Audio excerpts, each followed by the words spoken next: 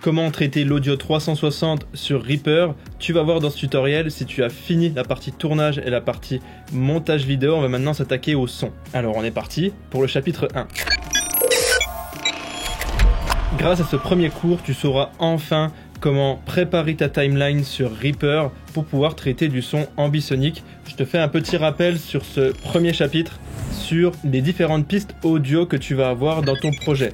C'est totalement différent d'un projet classique en stéréo, en montage de vidéo 2D par exemple, parce qu'on aura des familles qui seront un peu plus distinctes. Donc on va considérer qu'il y a 3 grandes familles de pistes audio qu'on va utiliser sur cet exemple. On a bien le premier qui sont les pistes headlock. Qu'est-ce que ça veut dire headlock? C'est-à-dire que peu importe où la personne regarde dans son casque de réalité virtuelle ou dans son casque audio avec un gyroscope, le son va être identique partout, que ce soit en termes de directionnalité ou en termes de profondeur. C'est ça un son headlock. C'est-à-dire que celui-ci peut être soit une piste de musique par exemple, soit même une voix off ou certains effets sonores qui peuvent être en headlock. Deuxième type de piste audio que tu peux avoir, ce qu'on appelle les sons d'ambiance en ambisonique. Donc ce sont des sons qui ont été capturés en ambisonique et qui vont te servir pour faire les sons d'ambiance. Donc ces sons-là seront spatialisés nativement d'origine, c'est-à-dire qu'on ne va pas les faire bouger dans l'espace, ils vont rester en ambisonique 4 canaux si par exemple tu as enregistré avec le Zoom H3VR. Et troisième type de piste, on va dire que c'est des sons mono ou stéréo que tu as enregistré avec tout type de micro. Et encore une fois, j'ai fait un tutoriel dédié sur le sujet sur la chaîne. N'hésite pas à aller le voir juste après cette vidéo. Tu peux prendre ce son avec n'importe quel type de micro ou tu peux prendre directement les sons sur internet. T'as pas d'inquiétude à avoir à ce sujet. Ces sons-là vont être spatialisés dans l'espace, c'est-à-dire qu'on va les faire bouger pour suivre un sujet ou pour suivre un mouvement bien défini. Voilà, tu as tes 3 grandes familles et maintenant on attaque. Mais avant ça, si tu es déjà perdu sur ce tutoriel, je t'invite bien évidemment à cliquer sur la playlist qui va s'afficher juste ici où il y a l'intégralité des tutos sur la partie audio ambisonique pour réaliser des contenus audio 360 de très haute qualité. Allez, on y va, on commence. On ouvre le logiciel qui s'appelle Reaper. Donc c'est parti, on y va. Comment ça se passe? Il faut savoir que sur Reaper, on a toujours un master qui est bien défini, qui est tout en bas à gauche ici, et qui est le master en stéréo totalement classique. Nous, ce qu'on va faire, on va déjà recréer une piste. Donc, vous cliquez droit ici à l'endroit où les pistes vont être situées et vous insérez une nouvelle piste. Alors cette piste, tout simplement, on va lui donner un nom. Vous cliquez double sur ce petit encart et on va l'appeler 3D Master. Encore une fois, les noms ne sont pas obligatoires, mais je t'invite à suivre cette nomenclature-là, sinon tu vas être un petit peu perdu. On va déjà créer toutes nos pistes. Après, tu auras juste à glisser, déposer tes sons dans les pistes dédiées. On y va pour la deuxième piste qu'on va appeler Contrôle. Tu vas comprendre du coup que cette piste va te permettre d'injecter un plugin, un VST qui va permettre de décoder en binaural ton son ambisonique. On verra juste après à quoi ça nous sert. On va la mettre juste au-dessus comme ceci. Et ensuite, on va créer les 3 grandes familles que je viens de t'expliquer au début de cette vidéo. Donc, on va mettre ici un son d'ambiance. Donc, je mets toujours le type de son que c'est et ensuite, après, je mets si c'est un son headlock, un son spatialisé ou un son ambix. Comme ça, HL pour moi c'est headlock, comme ça on est ok. Par contre je vais le remettre au-dessus, voilà. On va insérer encore une nouvelle track, comme je te l'ai dit, qu'on va appeler cette fois-ci bruitage par exemple. Et ce bruitage, il sera en spatialisé, donc je vais mettre spatial. Jusqu'à là tu me suis, je reprends les 3 grandes familles. On va en refaire encore une, bien évidemment, qu'on va appeler ambiance. Donc ça peut être n'importe quel type de son ambisonique d'ambiance. Et ensuite on met bien ambix. Donc pour récapituler, on a bien nos 3 familles au-dessus, notre piste contrôle et notre piste master. Maintenant, une fois que tu en es à là, tu as la base de ton montage audio. C'est très simple, ces 3 pistes au-dessus vont devoir être routées à un endroit bien défini, c'est-à-dire le routage, c'est-à-dire vers quelle piste principale, vers quel master vont être routées ces pistes. Donc pour router des pistes audio, c'est plutôt simple. On va aller directement ici dans la fenêtre View et on va cliquer sur Routing Matrix. Ce sera un petit peu plus simple et tu auras tes boutons de routage en français qui vont être ici. Donc c'est parti, on va commencer par la toute première, la musique en headlock. Donc il faudra bien décocher le master scène, comme je vous l'ai dit. On ne veut plus envoyer au master scène, on va envoyer ces 3 pistes du haut dans la piste contrôle. Et la piste contrôle sera envoyée au 3D master pour des raisons qu'on va évoquer dans cette vidéo. Donc attention, il faut bien modifier ici et être en 4 channels. Malheureusement, avant, quand on utilisait Facebook 360 Workstation. Là, on va pas utiliser ce logiciel-là, on va utiliser le ATK. Et vous allez voir le système elle-même, sauf qu'on est bloqué en premier ordre ambisonique, donc en 4 canaux. Donc c'est ça qui est hyper contraignant.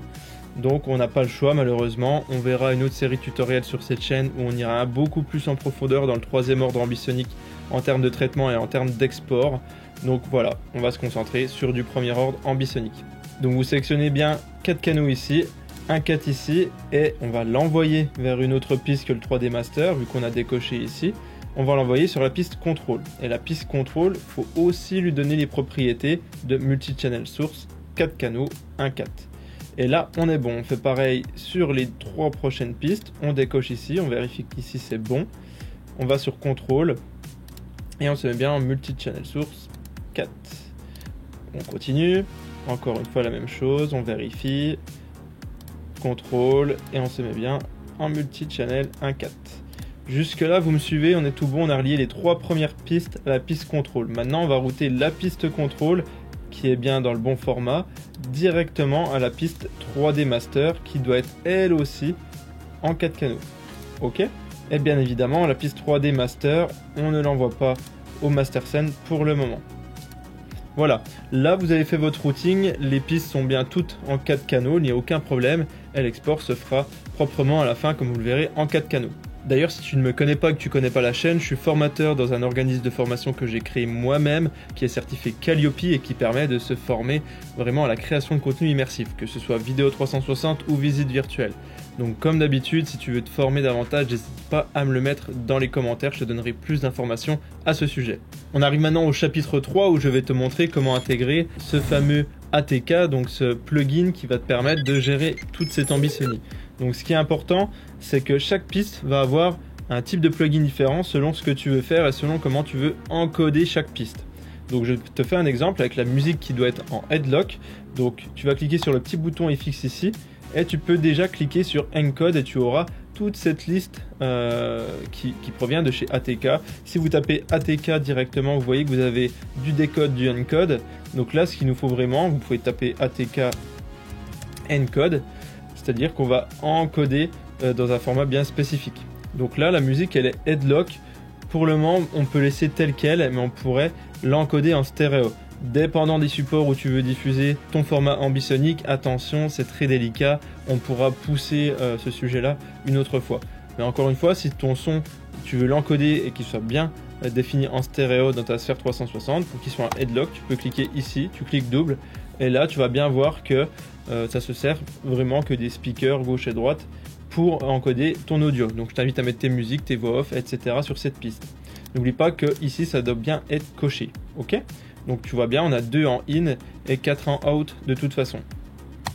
Donc pour ce premier on est ok. Pour la partie bruitage, donc je l'ai appelé bruitage, donc on va imaginer qu'on va mettre un bruit d'une mouche qui tourne autour de la personne, donc le son doit être spatialisé dans l'espace. On va cliquer sur FX et encore une fois on laisse ATK encode et on va utiliser le petit VST cette fois-ci qui s'appelle Plane Wave. C'est le mieux pour faire pivoter, panner ta source partout autour de toi et tu peux aussi gérer toute cette partie élévation autour de toi. Donc l'élévation représente également la distance et donc c'est ça qui est très très important. Donc vous pouvez tout gérer et si vous cliquez double ça revient à 0. On va pouvoir faire des automations etc. mais ça fait partie des tutoriels qui arrivent juste après dans le chapitre 2, 3. Ok ? Donc là, on est bon pour l'instant, on a intégré le VST qu'il nous faut. Ensuite, pour la partie ambiance, on est bien sur un son ambisonique de premier ordre enregistré avec le Zoom H3VR par exemple. Donc on va encore devoir l'encoder ou du moins dire au logiciel quel format c'est exactement. Rien ne t'empêche normalement de prendre celui-ci, mais attention, je pense qu'il faut mieux laisser vierge cette piste étant donné qu'elle est déjà au bon format et qu'elle a été encodée avec le bon format. Donc pour moi, tu n'as pas besoin de rajouter d'effets pour le moment sur cette piste. Ensuite, sur la piste contrôle, je me permets de quitter cette petite page. Sur la piste contrôle ici, c'est là que vient vraiment le moment le plus important. C'est-à-dire qu'on va cette fois-ci mettre un VST qui permet de décoder. Parce que vous, quand vous allez faire votre post-production de son ambisonique, vous allez le traiter avec 2 enceintes ou un casque audio. Donc il faudra bien décoder ce format-là en binaural à un moment ou un autre. Donc c'est à ce moment-là qu'on peut le faire. Donc on clique bien sur décode binaural et là le son sera décodé directement dans tes deux enceintes. Ça c'est hyper important. Et la chose la plus importante, tu le verras sur les derniers tutoriels de cette série, c'est qu'il faudra bien décocher bien évidemment ici l'effet ou le mettre en mode rouge comme ça l'effet est désactivé avant de faire ton export.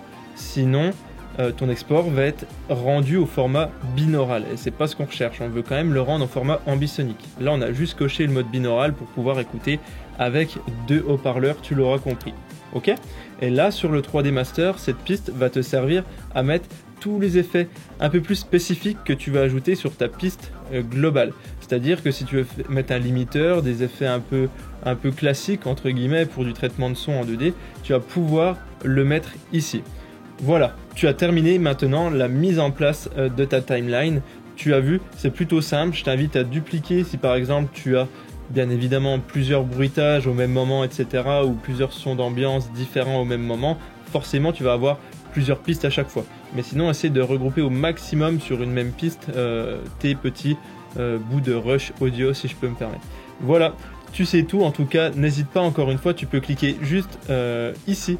Du coup, si tu veux voir une vidéo vraiment intéressante qui va t'en apprendre davantage et qui est orientée rien que pour toi, ou juste en dessous, si tu veux voir la toute dernière vidéo sur la chaîne. Et bien évidemment, attends la fin de ce générique de fin pour pouvoir poursuivre ton apprentissage du son ambisonique.